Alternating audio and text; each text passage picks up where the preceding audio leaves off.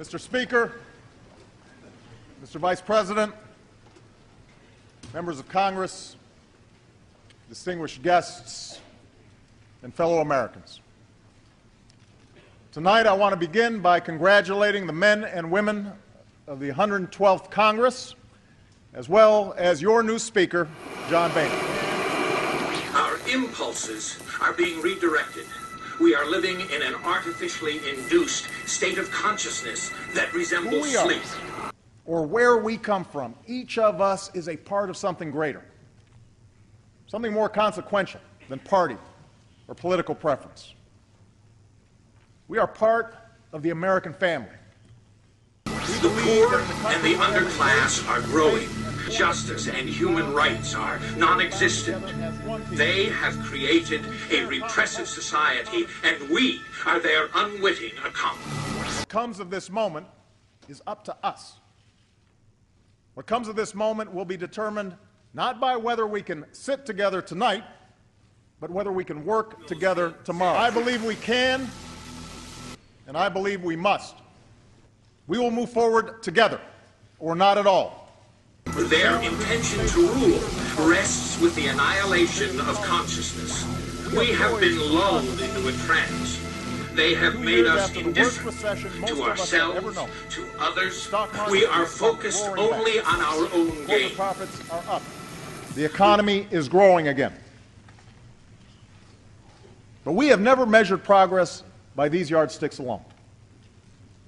We measure progress by the success of our people, by the jobs they can find and the quality of life those jobs offer. They are dismantling the sleeping middle class. More and more people are becoming poor. We are their cattle. We are being bred for slavery. The revolution. That's the project the American people want us to work. Operate their signal. Our transmitter is not These powerful. steps we've taken over the last 2 years may have broken the back of this recession. But to win the future, we'll need to take on challenges that have been decades in the making. The future is ours to win. But to get there, we can't just stand still. As Robert Kennedy told us, the future is not a gift. It is an achievement.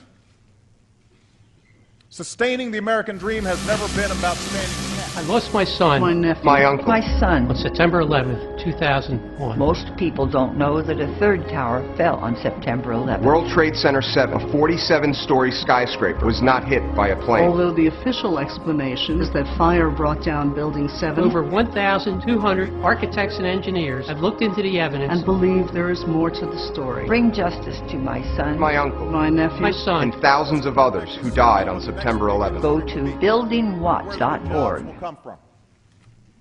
30 years ago, we couldn't know that something called the Internet would lead to an economic revolution. What we can do, what America does better than anyone else. Please understand, they are safe as long as they are not discovered. That is their primary method of survival. Keep us asleep, keep us selfish, the nation of Edison, keep us sedated. the Wright brothers, of Google and Facebook.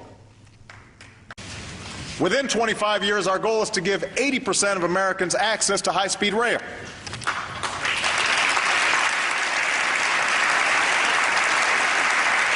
This could allow you to go places in half the time it takes to travel by car. For some trips, it will be faster than flying, without the pat-down.